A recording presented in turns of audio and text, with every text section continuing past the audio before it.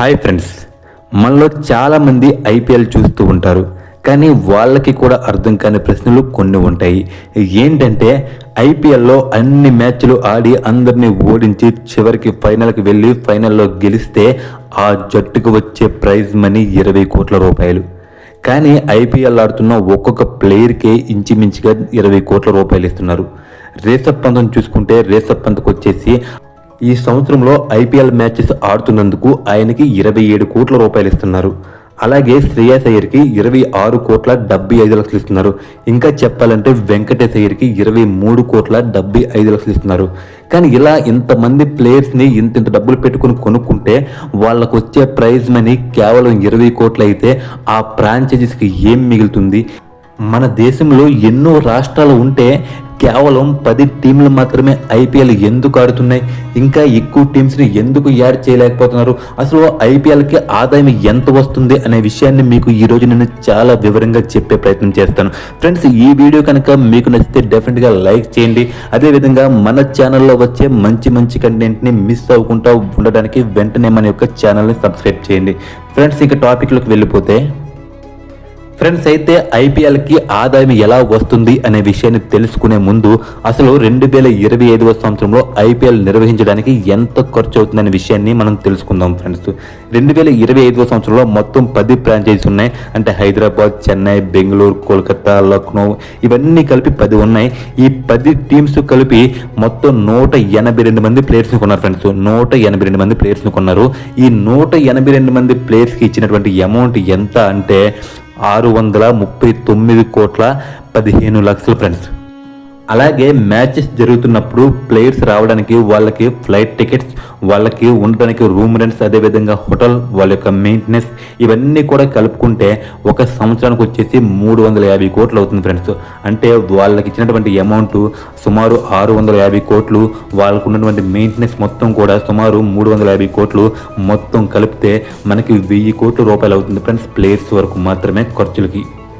ఇక్కడ మనకి టోటల్గా 10 ఫ్రాంచైజీస్ ఉన్నాయి కాబట్టి ఈ 10 ఫ్రాంచైజీస్ కలిపి పంచుకుంటే అంటే ఒక్కొక్క ఫ్రాంచైజీ వచ్చేసి యావరేజ్గా 100 కోట్ల రూపాయలు ఖర్చు పెడుతుంది. ఫ్రెండ్స్, అంటే 100 కోట్ల రూపాయలు ఖర్చు పెడుతుంది. కానీ వాళ్ళకు వచ్చే ప్రైజ్ మనీ ఎంత అంటే కేవలం 20 కోట్ల రూపాయలు మాత్రమే. ఫ్రెండ్స్, మరి ఎందుకు ఇంత అమౌంట్ ఖర్చు పెట్టినారనే విషయాన్ని ఇప్పుడు మనం తెలుసుకుందాం. ఫ్రెండ్స్, ఇక్కడ మనం చూసుకుంటే భారతదేశంలో జరిగే ప్రతి క్రికెట్ మ్యాచెస్ని కూడా భారత క్రికెట్ కంట్రోల్ బోర్డు BCCI నిర్వహిస్తుంది. ఫ్రెండ్స్, అయితే ఈ BCCI పని ఏంటంటే ఈ విధంగా ప్లేయర్స్ని వాళ్ళు కొనుగోలు చేసిన తర్వాత ఆ మ్యాచెస్ని నిర్వహించడం, వాళ్ళ యొక్క సెక్యూరిటీ బాధ్యతలు, అదేవిధంగా BCCI అంటే క్రికెట్కి వచ్చే ఆదాయ మార్గాలను చూపించడం, ఇవన్నీ కూడా BCCI అండర్లో జరుగుతాయి. ఫ్రెండ్స్, అయితే ఈ 2025వ సంవత్సరంలో ఐపీఎల్ ద్వారా BCCIకి వచ్చే ఆదాయ మార్గాల్లో ప్రధానమైనది ఏంటంటే ఎవరైతే ఈ ఐపీఎల్ మ్యాచెస్ను టీవీ స్క్రీన్ల పైన లేకపోతే మొబైల్స్లో లైవ్లో ప్రచారం చేస్తూ ఉంటారో వాళ్ళు ఖచ్చితంగా BCCIకి డబ్బులు కట్టవలసి ఉంటుంది. అయితే 2025వ సంవత్సరానికి ఎన్ని డబ్బులు కట్టారు అంటే వాళ్ళు ముందుగానే మాట్లాడుకున్నారు. జియో హాట్స్టార్ సంబంధించిన వాళ్ళు, అదేవిధంగా స్టార్ స్పోర్ట్స్ సంబంధించిన వాళ్ళు ముందుగానే ఒప్పందం కుదుర్చుకున్నారు.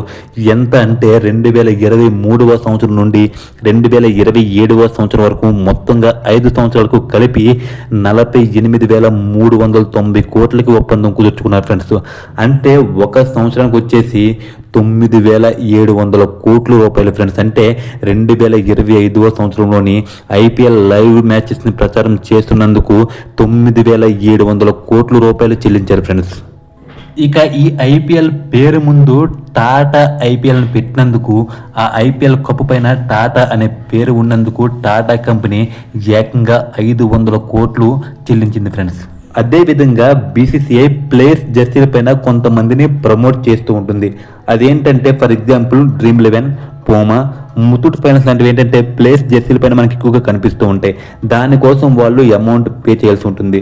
అదేవిధంగా పక్కనే గ్రౌండ్లో స్టేడియంలోని My11 circle, state bank of India, Coca Cola, Muthoot finance ఇలా పేర్లు కనిపిస్తూ ఉంటాయి.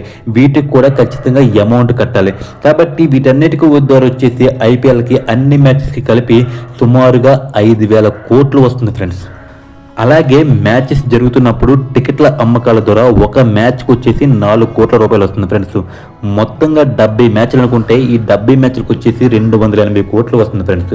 ఈ 280 కోట్లలోని ఈ స్టేడియంకి మేనేజ్మెంట్కి వచ్చేసి ఒక 180 కోట్లు పోయినా ఇంకొక 100 కోట్ల రూపాయలు బీసీసీఐకి ఆదాయంగా వస్తుంది ఫ్రెండ్స్. అదేవిధంగా ఆన్లైన్లో ప్లేయర్స్ జెర్సీలు, టోపీలు, బ్యాగులు, బాటిల్స్ ఇలా అమ్ముతూ ఉంటారు ఫ్రెండ్స్. ఇది చూడడానికి చాలా తక్కువ అమౌంట్లో కనిపిస్తుంది, కానీ ఖచ్చితంగా బీసీసీఐకి ఇందులో పార్ట్నర్షిప్ ఉంటుంది ఫ్రెండ్స్. దీని ద్వారా వచ్చేసి మినిమం సంవత్సరానికి 100 కోట్ల పైన ఆదాయం వస్తుందని చెప్పేసి అంచనా ఫ్రెండ్స్. అదేవిధంగా మన యొక్క ఐపీఎల్కి విదేశాల్లో సైతం డిమాండ్ ఉంది ఫ్రెండ్స్, కానీ అక్కడ జియో హాట్స్టార్లోని ఇటువంటి మ్యాచెస్ ప్లే అవ్వు, వాళ్ళకి ఖచ్చితంగా సపరేట్గా వాళ్ళకి అమ్మారు ఫ్రెండ్స్. విలియమ్స్ టీవీ అని చెప్పేసి ఒక టీవీ ఛానల్ ఐపీఎల్ని ప్రచారం చేస్తుంది. వాళ్ళు వచ్చేసి ఒక సంవత్సరానికి 500 కోట్ల రూపాయలు ఇస్తున్నారు ఫ్రెండ్స్. ఈ విధంగా అన్ని మార్గాల ద్వారా బీసీసీఐకి వచ్చేసి ఈ 2025వ సంవత్సరంలో ఐపీఎల్ నిర్వహించినందుకు 16,000 కోట్ల రూపాయల ఆదాయం వస్తుంది ఫ్రెండ్స్. ఈ 16,000 కోట్ల రూపాయల్లోని సగం అమౌంట్ ఫ్రాంచైజీలకు ఇస్తుంది ఫ్రెండ్స్. అంటే 10 ఫ్రాంచైజీస్ ఉన్నాయి కాబట్టిగా ఈ 10 ఫ్రాంచైజీస్లోని సగం అమౌంట్ అంటే 8,000 కోట్ల రూపాయలు ఫ్రాంచైజీస్కి ఇచ్చేస్తుంది ఫ్రెండ్స్. అంటే ఒక్కొక్క ఫ్రాంచైజీకి వచ్చేసి 800 కోట్ల రూపాయలు వస్తుంది ఫ్రెండ్స్. ఇందాక మనం స్టార్టింగ్లో చెప్పుకున్నాం కదా ఫ్రెండ్స్, ఒక ఫ్రాంచైజీ వచ్చేసి ప్లేయర్స్ కోసం యావరేజ్గా 100 కోట్లు ఖర్చు పెడుతుందని చెప్పేసి. అయితే వాళ్ళకి వచ్చే అమౌంట్ ఎంత అంటే 800 కోట్లు ఫ్రెండ్స్, మ్యాచ్ గెలిచినా గెలవకపోయినా. కాబట్టి ప్రైజ్ మనీ 20 కోట్లు అనేది కేవలం చెప్పుకోవడానికి మాత్రమే, కానీ అది మెయిన్ మనీ కాదు ఫ్రెండ్స్.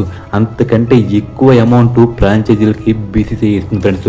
అదేవిధంగా బీసీసీఐ కూడా చాలా ఎక్కువ ఆదాయాన్ని సంపాదిస్తుంది ఈ ఐపీఎల్ ద్వారా. అయితే చాలామంది అనుకుంటూ ఉంటారు ఇటువంటి మ్యాచెస్ని అంటే టీమ్స్ని ఇంకా ఎక్కువ పెట్టవచ్చు కదా వైజాగ్ అని చెప్పేసి, లేకపోతే వేరే సిటీ అని చెప్పేసి పెట్టవచ్చు కదా, ఇంక ఇప్పుడు 10 టీంలు ఆడుతున్నాయి కదా, ఇంకా ఎక్కువ టీములు పెడితే ఏమవుతుందని చెప్పేసి. ఫ్రెండ్స్ ఏమవుతుందంటే ఎక్కువ టీములు పెడితే బీసీసీఐ సగం అమౌంట్ ఇస్తుంది కాబట్టిగా ఆ సగం అమౌంట్ని అన్ని టీంలు కూడా పంచుకోవాలి. ఈ విధంగా ఎప్పుడైతే తక్కువ అమౌంట్ని ఎక్కువ టీములు పంచుకుంటాయో వాళ్ళు ప్లేయర్స్కి ఎక్కువ అమౌంట్ ఇవ్వడానికి ఆసక్తి చూపించరు. కాబట్టి ఈ యొక్క ఐపీఎల్ రేంజ్ అనేది పడిపోయే అవకాశం ఉంది. కాబట్టి ఎక్కువ టీమ్స్ని పెట్టకుండా మనకి అవసరమైన 10 టీమ్స్ని పెట్టారు ఫ్రెండ్స్. ఈ వీడియో కనుక మీకు నచ్చినట్లయితే లైక్ చేయండి, కామెంట్ చేయండి. అదేవిధంగా మన ఛానల్లో వచ్చే మంచి కంటెంట్ని మిస్ అవ్వకుండా ఉండడానికి వెంటనే మన ఛానల్ని సబ్స్క్రైబ్ చేయండి friends. Please thank you for watching. Thank you so much friends.